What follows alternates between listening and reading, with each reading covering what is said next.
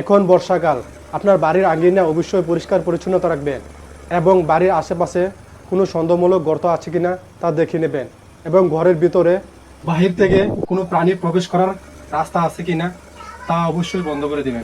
দেখুন এই ভিডিওতে এই বাসাতে কত বড় একটি বিষধর সাপ ঢুকেছে, যেটা আমরা শঙ্কুনি সাপ বলে থাকি। ওই সাপটি দেখুন এই মহিলাটাকে কামড় দেওয়ার জন্য চেষ্টা করতেছে।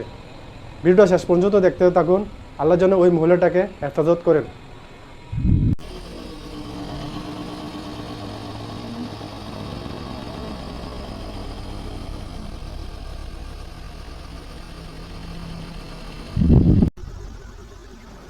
ভিডিওটা শেয়ার করে সবাইকে সচেতন হওয়ার সুযোগ করে দিন।